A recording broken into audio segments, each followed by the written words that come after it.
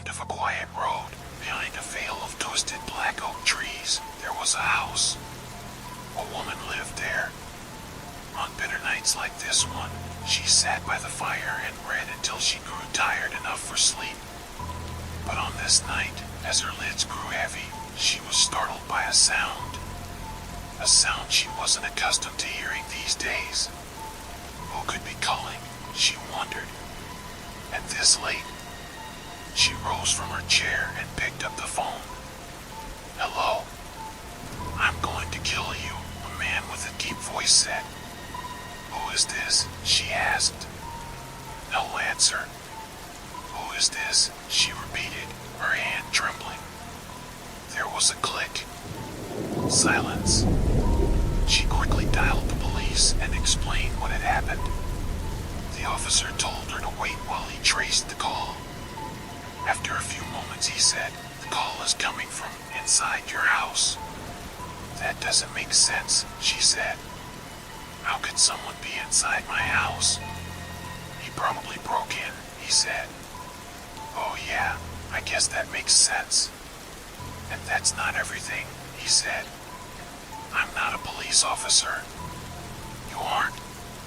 "No, I'm the killer guy from before." I never actually hung up, but I heard a click. The man made a clicking sound with his mouth. "Like that," he said. "Wow, that's really good. Thanks. So, are you really inside my house?" "Yeah, totally." "Where?" The man's breathing grew heavier. "I like your hair," he said. "Wait, you can see me?" "Yes." "Wait, you like my hair?" "It's really nice." "If you can see me, then what am I wearing?" "Looks like a blouse from Banana and a skirt from..." "And Taylor Loft." "Wow, you really can see me." "I can also see..." "Wait, what the hell is that?" "What?" "There's a person, a ghost hovering near you. It's sort of hard to trust you after the click thing." "No, I'm serious, over by the couch." The woman turned and gasped, "Oh my God, I see it. I knew this place was haunted. Jesus Christ. Is it a kid?" He's all translucent. Looks like a little boy." "What does he want?" "I think he wants to play. He's holding a kite." The ghost boy floated closer and spoke, "Play with me." "Oh my God, he can talk," the man said. "Play with me," the ghost boy repeated. No thank you," the man said. "He can't hear you," the woman said. "Put me on speaker." "Hold on," she said. "Try now. We don't want to play with you." "Okay, Junior. Just run along." "Why?" the boy said, cocking his head to one side. "Playing is fun." "No, it isn't," the man yelled. "Who are you?" the ghost boy asked the woman. "Why are you in my house?" "Oh, I'm Ellen. I actually live in this house now. And the voice you're hearing on the phone is... I didn't get your name." "It's, Douglas," the man said, reluctantly. "Douglas is hiding somewhere in here to kill me, right, Douglas?" Ellen said. "That was the plan," Douglas said. "And you guys are scared of a kid with a kite." "Jesus," the ghost boy said. "A dead kid with a kite," Douglas said.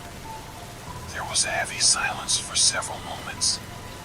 Suddenly, the doorbell rang. "Expecting someone?" Douglas asked.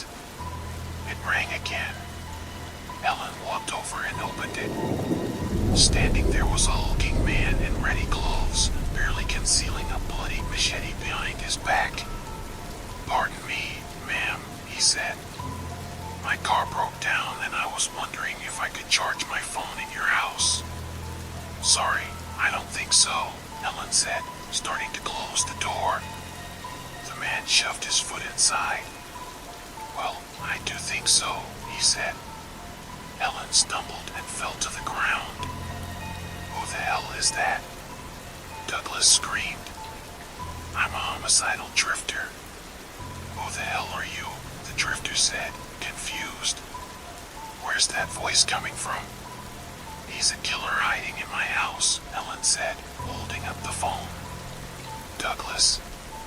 Hiding? Where? The drifter asked, looking around nervously. He's in the closet, the ghost boy said. What in the shit is that? The drifter screamed. I'm a ghost. I used to live here like 100 years ago.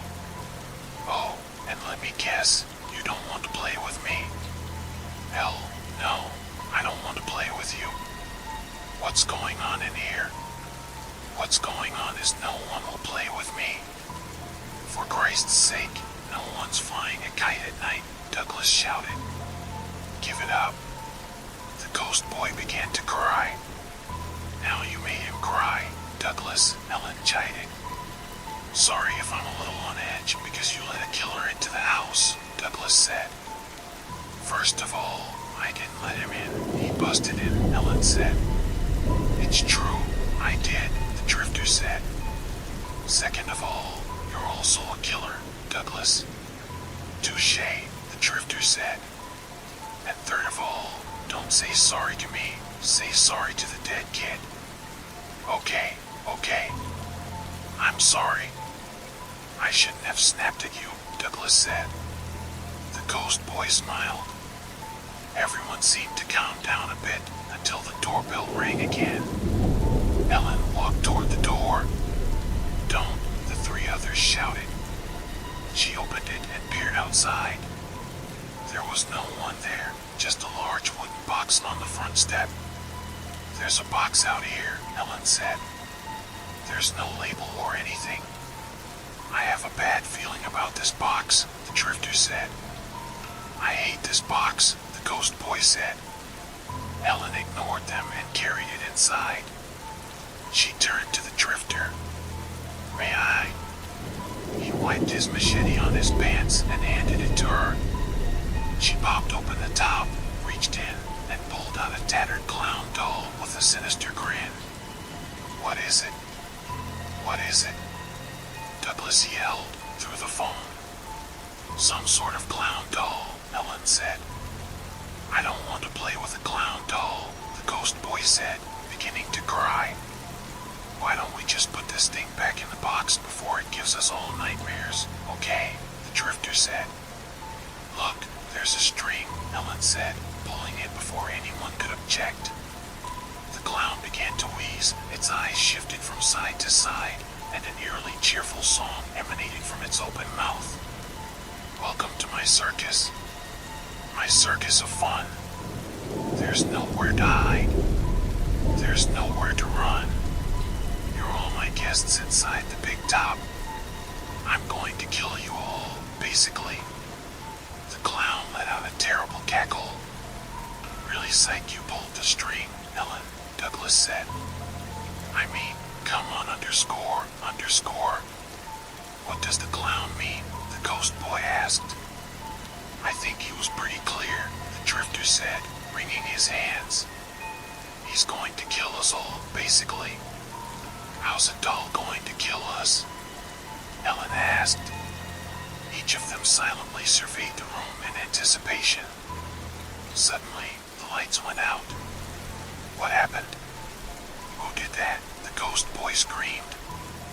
I can't see anything, the drifter said. I literally can't see anything because it's too dark now. Through the darkness, Ellen let out a cry. Oh no! Ellen. Douglas screamed. What is it?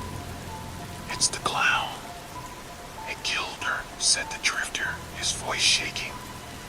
And we're next. He killed Ellen, the ghost boy sobbed.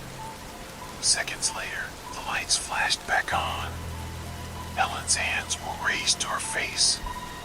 My stupid contact lens slid out of place, she said, spreading her eyelids apart and poking at her pupil. So annoying. Oh, please don't do that, the drifter said, squirming. What's she doing? Douglas asked, with with dread. Touching her actual eyeball with her actual finger, the ghost boy said, wincing. It's a real slippery one, Ellen said, maneuvering deeper into her eye. Can't get a grip on it. Douglas gagged. Oh my God, that's so vile. The drifter raised his fist to his mouth with a grimace as Ellen pressed her thumb against her wet, quivering eyeball for leverage. Bug, now I think it's folded up under my lid, said Ellen, stretching her lid out. Can someone look and tell me if they can see it? There was a click from the phone. Douglas, was that a real click? The ghost boy faded into the wall, saying, I'm out. Ghost boy. She heard the front door opening behind her. Drifter. You, too. The drifter turned to her with a dazed look. I hate this place so much, he said, then dropped the machete from his limp hand and walked into the darkness.